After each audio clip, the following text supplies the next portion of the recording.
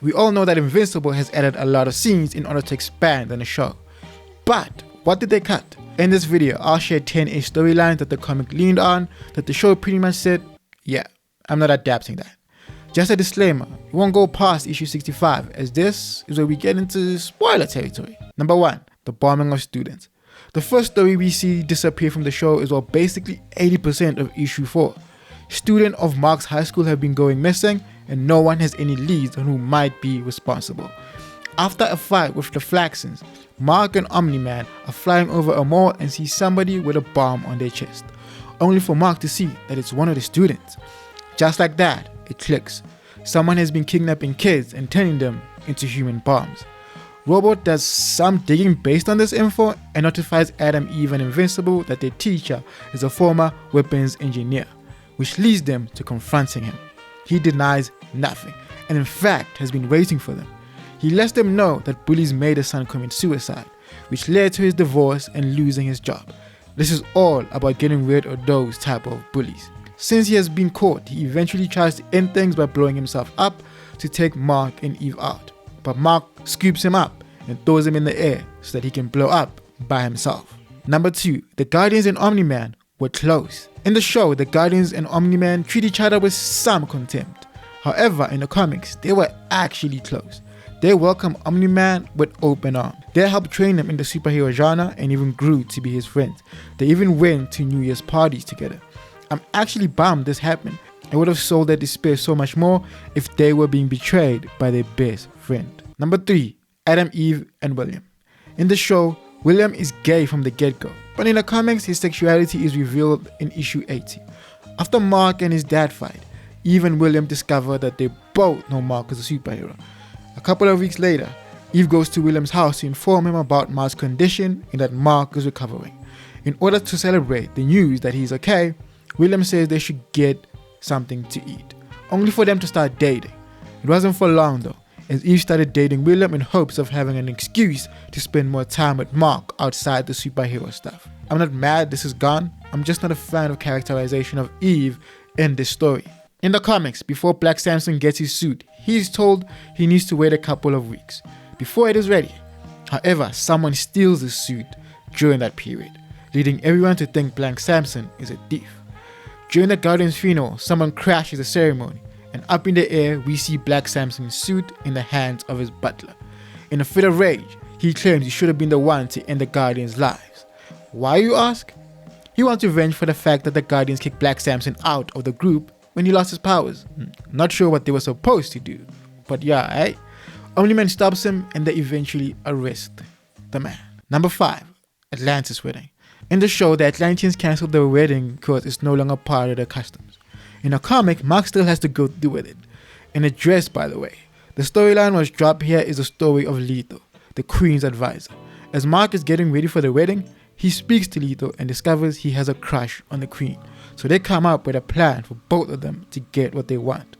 When the Death Dweller is released, Mark pretends to be scared and hides, and with a Hulk clap, he sends Leto into the Death Dweller and defeats it. Leto then confesses his love for his queen. The Queen absolutely falls for this and forgets Mark exists, and as part of tradition, Leto and the Queen get it on in front of everyone. Number 6, Cecil supports the Graysons. In the show, Mark knows about Cecil pretty early on. In the comics, he only meets him after his dad leaves. In this version of the story, Nolan was the sole provider for the Graysons. In exchange for Invincible joining the DEA, Cecil financially supports the Grayson family and gives Mark a scholarship to college. It's one of the reasons Eve and Mark start a superhero business. Cecil stops supporting the family after Mark quits. Number 7, Debbie's friendship with Clare. In the show, we see Debbie go to a group to talk about her issues. In the comics, it's more streamlined. Her support system is this one lady named Clare who is also dating a superhero. Honestly, the only thing this changes is that we lose out on the moments between her and Red Rush's widow. I can honestly see why this storyline was cut. It was just not interesting. Number 8, Origins. In the comics, you get storylines that show some of the origins of the new Guardians of the Globe and how they got their powers. We'll look through 3. One of Kate's ancestors was a warlord who fought with the Chinese emperor and took his head. But as a result, his family was cursed. The curse was the 7th generation after Charles' grandchild should be burdened with a family too large for him to care for and would drive him mad. This ended up being Kate's parent. Kate and Paul multiplied so much that it drove their father mad and he was taken to a mental asylum. With the help of the government, Paul and Kate mastered their powers and Kate became a superhero. Monster Girl fell in love, but her grandmother's lover did not approve. She warns Kate to stay away or else. And her being her, does not listen. Grandmother was a practitioner of arcane magic and decided to curse her. Now she has the power to transform into a monster, with her age being the price. Rex has one of the saddest backstories. At the beginning, we found out that their family is dirt poor. The DEA offers the family a chance to get out of poverty, and in exchange, they sell Rex to the government.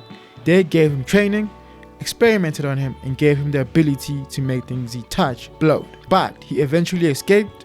He went to his family's house, only to find that he had moved on with 2 children and living a happy life. Honestly, don't see why they cut these. Each of these guys have had moments in the show that would have been elevated by throwing these in. In the show, Amber moves on with Clare. In the comics, it's a guy called Gary, and instead of a college party, they meet in the library. Apparently, there's only one book available for the assignment they both need to do. This leads them to spending more time together and Amber seeing what it's like to see a man who is constantly available for her. Mark sees this and reaffirms what he has been feeling. He needs to call it quits. However, after they break up, Gary starts beating on her and Mark loses it and threatens to take his life. This leads to Gary getting it together and getting back with Amber with no more issues popping up. Low-key feel like the last part wasn't necessary, but hey, I'm not the writer. In the show, we see Wolfman take down a variant. This is because the show didn't have rights to Spawn, so they had to fill that role. But he plays a different role in the comic. We see him when all the heroes in the world are kidnapped by Dark Seismic. He actually is one of the few heroes who escapes the bubble. We wouldn't really see him again until issue 57. And this is the story that was cut from the show. Here we learn that Wolfman is actually a fugitive. He is wanted for the murder of his wife, and it's big news because he is a billionaire. Also, his wolf form can sometimes go on a rampage, so everyone believes he did it during one of his frenzies. In this story, we basically see Invincible try to capture him, hear out his story, and because it's Mark, he believes him when he says he is innocent. And then Mark decides, you know what, let's go ask Cecil for help. But Cecil isn't hearing it. This leads to a fight. This was 100% a way to make people aware of him and his comic because his storyline only continued in his own comic. There we have it, 10 storylines that were cut from the show. What do you think? Should they have kept any of these? Comment below which one. Personally, I would have kept the Wolfman story. It would have made his battle with Mark variant so much more satisfying. But anyway, thank you for watching, like and subscribe, and tune in for more.